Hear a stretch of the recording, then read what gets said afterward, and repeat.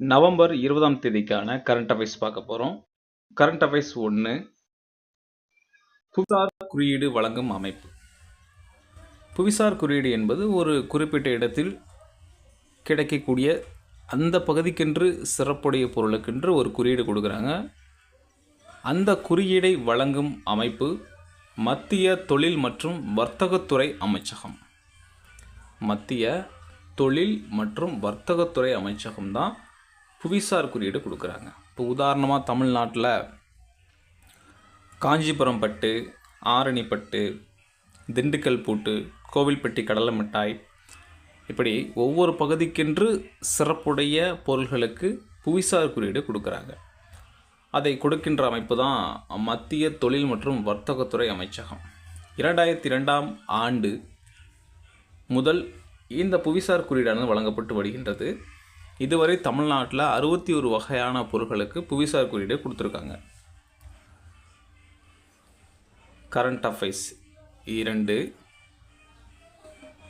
சபரிமலை செல்லும் தமிழக ஐயப்ப பக்தர்களுக்கு உதவ கேரள அரசின் சுவாமி சாட்போர்ட்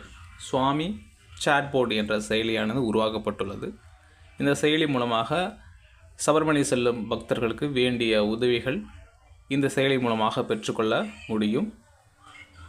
சுவாமி சாட்போர்ட் என்ற செயலி உருவாக்கப்பட்டுள்ளது.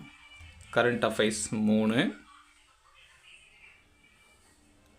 நாடு முழுவதும் 1 கோடி வீடுகளுக்கு பிரதான் மந்திரி சூரியகர் முஃப்த் பிஜ்லி யோஜனா என்ற சூரிய வீடு இலவச மின் திட்டம் தொடங்கப்பட்டுள்ளது. இது மத்திய அரசினால் கொண்டு வரப்பட்ட ஒரு திட்டம். இந்த திட்டத்தின் மூலமாக சூரிய மின்சாரம், சூரியனிலிருந்து பெறக்கூடிய மின்சாரம், சோலார் எலக்ட்ரிக்கல் பேனல், அதை வச்சு அதன் மூலமாக நம் வீடுகளுக்கு மின்சாரம் எடுத்துக்கலாம்.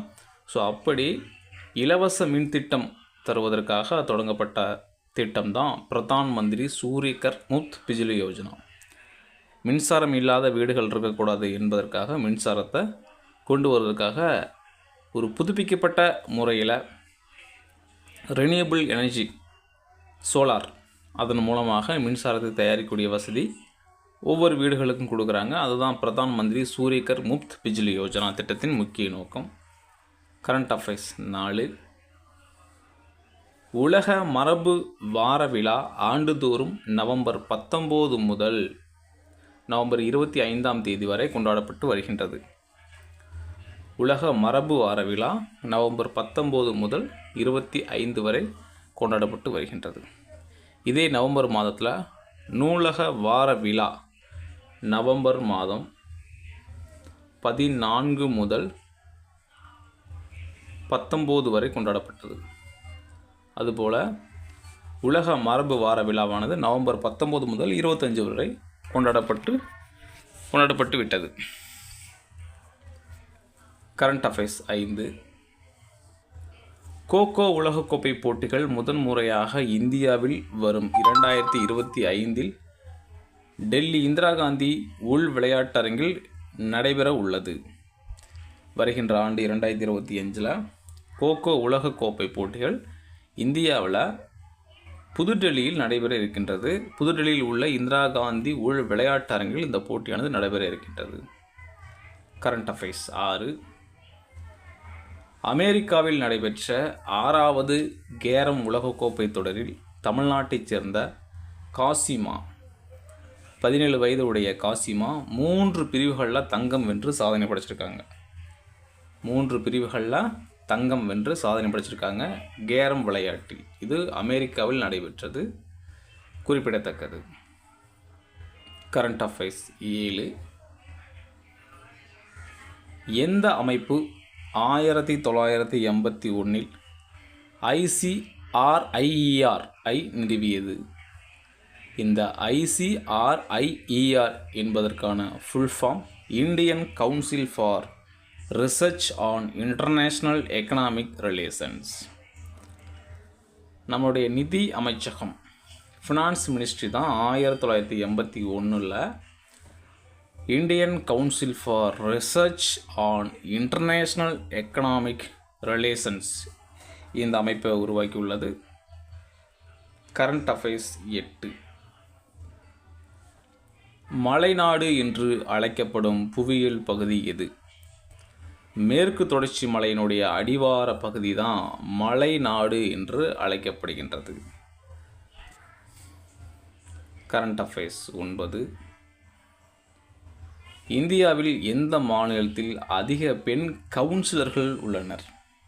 உள்ளாட்சி அமைப்புகளில் பணியாற்றக்கூடிய கவுன்சிலர்களை அதிகம் கொண்ட மாநிலம் தமிழ்நாடு. தமிழ்நாட்டில் தான் 50க்கு 50% பெண்களுக்கு நாம் உள்ளாட்சியில் இடஒதுக்கீடு கொடுத்துள்ளோம்.